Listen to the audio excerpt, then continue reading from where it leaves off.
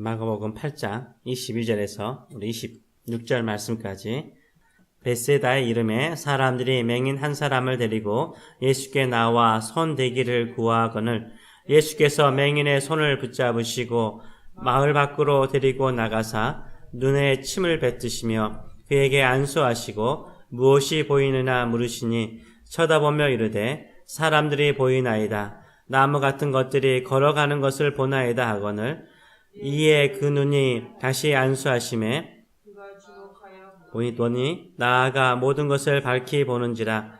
예수께서 그 사람을 집으로 보내시며 이르시되 마을에는 들어가지 말라 하시니라. 아멘. 오늘 말씀을 가지고 주님이 선명하게 보이십니까? 주님이 선명하게 보이십니까? 라는 제목으로 같이 은혜를 나누기를 원합니다. 우리는 잠을 자는 시간을 제외하고는 거의 하루 종일 눈을 뜨고 사물을 봅니다. 분명히 눈앞에 보이는 모든 것들을 다 보는 것처럼 보이죠. 그런데 눈앞에 모든 것을 다 보고 살지는 않습니다. 사실은 보고 싶은 것을 보죠. 새로운 차를 사기로 마음먹었습니다. 어떤 차를 살 것인가 이미 마음에 정했습니다. 이제 운전을 하면서 수많은 차들이 보이는데 그 중에서도 내가 마음에 사고자 했던 차만이 보일 때가 많습니다. 보고 싶은 차만 보이는 거죠. 귀도 들리는 모든 소리를 다 듣는 것은 아니죠. 내가 듣고 싶은 소리만 들립니다. 입으로 말할 때도 우리가 하고 싶은 말만 할 때가 많죠. 내 눈으로 내가 보고 싶은 것을 보고 내 귀로 내가 듣고 싶은 것을 듣고 내 입으로 내가 하고 싶은 말을 합니다. 내 눈이나 내 귀나 내 입은 내 마음이 조정하죠. 어떤 소리가 잘 들리지 않고 어떤 것이 잘 보이지 않는 것은 무엇 때문입니까? 내 마음이 그 소리를 듣고 싶지 않고 내 마음이 그것을 보고 싶지 않기 때문에 들리지 않고 보이지 않는 것입니다. 이것을 성경은요, 마음이 둔해졌다라고 말하고 있습니다. 마음이 둔해지면 내 눈에 계신 예수님도 잘 보이지 않고요. 내 앞에 말씀하시는 주의 음성도요, 잘 들리지가 않는 것입니다. 제자들은 아직도 마음이 둔하여서 주님의 말씀을 제대로 깨닫지 못하였습니다. 예수님과 제자들은 갈릴리 호수를 건너서 벳세다에 이르게 됩니다. 이때 사람들이 맹인 한 사람을 데리고 와서 손을 대어 고쳐주시기를 간구합니다. 이때 예수님께서는 맹인의 손을 붙잡고 마을 밖으로 데리고 나가십니다. 맹인의 손을 잡고 잠시나마 그의 길에 인도자가 되어주십니다. 두 손에 침을 바르시고 안수하시면서 무엇이 보이냐라고 묻습니다. 이 맹인이 눈을 떠서 보는데 보이는 거죠. 뭔가를 보이는 거예요. 무엇이 보인다라고 24절은 말합니까? 쳐다보며 이르되 사람들이 보이나이다. 나무 같은 것들이 걸어가는 것을 보나이다 라고 말합니다. 사람들이 보이는데 선명하게 보이지 않는 거죠. 마치 나무 같은 것들이 걸어 다니는 것처럼 보인다라고 말합니다. 이 예수님께서 다시 그 사람의 눈에 안수를 하십니다. 그러자 이 맹인이 모든 것을 밝히 보게 됩니다. 선명하게 보게 되죠. 예수님은 단 한 번에요, 이 맹인의 눈을 뜨게 하실 수 있습니까? 없습니까?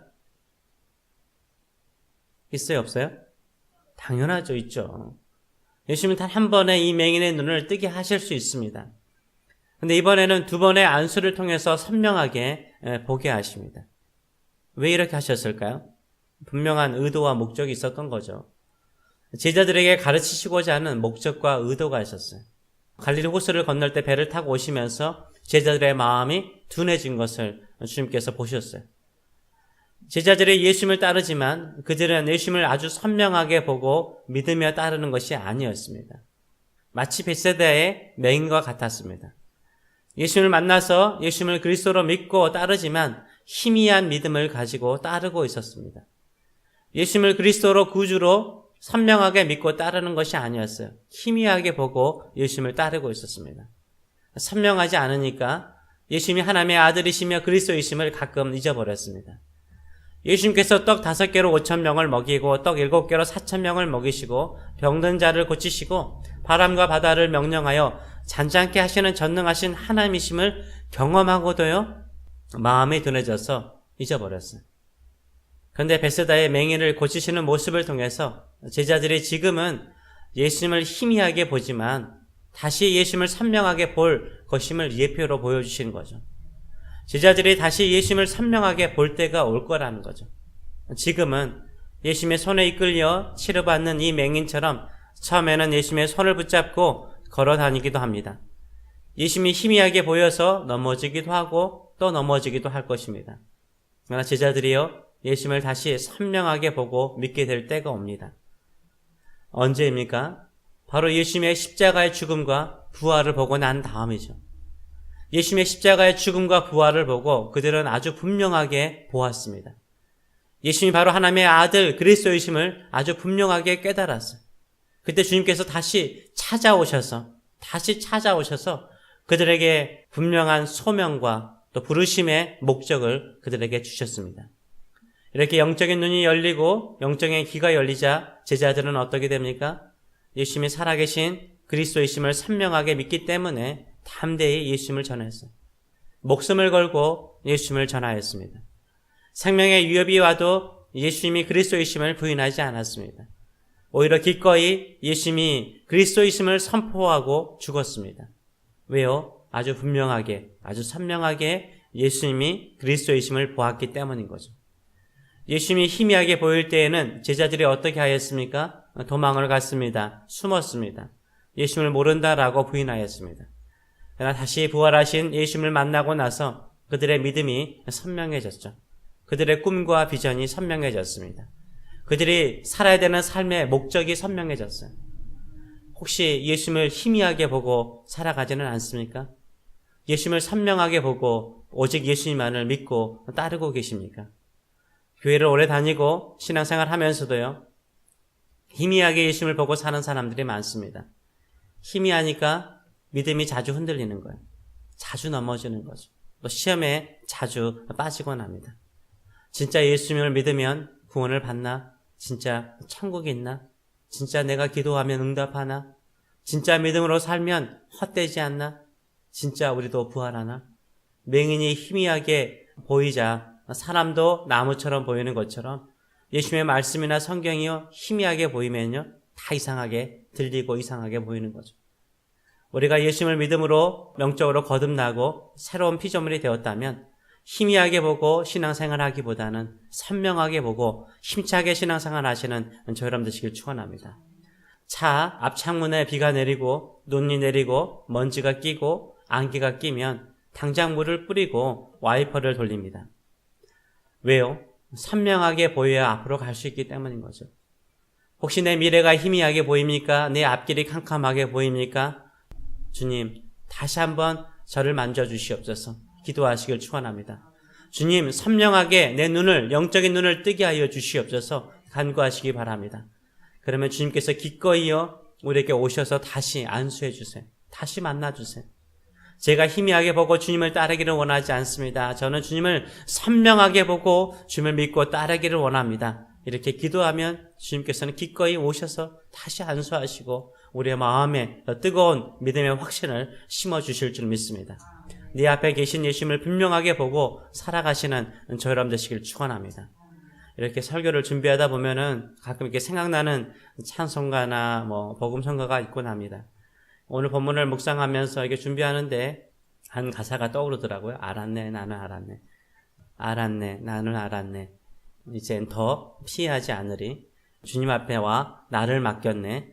진정 기쁜 날이었네. 알았네, 나는 알았네. 잿빛 생활에 지쳤음을 세상 쾌락을 찾아왔으나 고통뿐이었네. 삶은 의미 없고 안식 없었네. 그러나 이제는 달라. 새 삶이 내게 임했네. 알았네, 나는 알았네. 이제 더 피하지 않으리. 그가 내게와 나를 구했네. 진정 기쁜 날이었네. 라는 복음성가가 있습니다. 우리는 무엇을 알았습니까? 우리는 무엇을 보았습니까? 이 세상의 모든 것들이 잿빛과 같이 사라지는 것을 보지 않습니까? 아무리 열심히 운동하고 영양제를 먹어도 늙어가고 병든 몸을 막을 수는 없는 거죠. 아무리 많은 돈을 벌고 큰 집에 살고 먹고 싶은 것을 마음대로 먹고 마음껏 여행하고 즐기며 살아도요, 우리의 공허한 마음을 채울 수는 없는 거죠. 먼 산을 보면 거기에도 계시고요. 내 주위를 둘러보면 여기에도 계시고요. 내 고통과 아픔 속에도 여전히 계시는 분이 보이지 않습니까? 이제 더 이상 주님의 시선을 피하지 마시기 바랍니다. 늘 내 옆에 계시고 나를 바라보고 계시는 주님의 시선을 피하지 마시고 이제는 주님 앞에 무릎을 꿇고 나의 모든 것을 주님께 맡깁니다. 주의 시선을 바라보시는 저 여러분 되시길 축원합니다. 나를 위해 십자가에 죽으시고 모든 것을 이루신 주님이 바로 우리와 함께 계세요. 그분을 선명하게 보시고 주님만을 바라보시고 주님만을 따라가시는 저 여러분 되시길 축원합니다. 그것이 승리의 삶이요 또 믿음의 길이요 또 하나님께서 우리에게 축복하시는 삶의 모습인 줄 믿습니다. 이 모습을 가지고 주님, 저의 눈과 저의 마음과 심령이 둔감해지지 않고 깨닫는 심령을 가지고 주를 선명하게 보고 사는 인생 되게 하여 주시옵소서. 간구하시는 저 여러분 되시길 축원합니다. 기도하겠습니다. 살아계신 하나님 아버지, 인생은 아침 안개가 끼는 것처럼 희미하게 출발할 때가 있습니다. 그럴지라도 내 앞에는 주님이 계십니다. 나를 위해서 십자가에 죽으신 예수님이 계시고 또 사망과 죽음의 권세를 이기시고 부활하신 우리 주님이 영광의 모습으로 내 앞에 계십니다. 내 눈이 주변을 둘러보는 시선 되지 않게 하여 주시고 주님만을 바라보고 주님만을 따르며 주님만을 향하여 나가는 저희들의 심령 될 수 있도록 인도하여 주시옵소서. 혹시나 우리가 희미하게 보여서 갈등하고 고민하고 쓰러지고 무너집니까? 주님, 다시 우리의 어두운 눈들을 만져주시옵소서. 우리의 심령을 만져주시옵소서. 이 세상 것에 매어 살지 않게 하여 주시고 영원한 것을 향하여서 영원한 삶을 향하여서 주님만을 바라보고 확실히 믿고 확신한 소원을 가지고 나갈 수 있는 심령들 될 수 있도록 축복하여 주시옵소서. 감사드리며 예수님의 이름으로 기도합나이다. 아멘.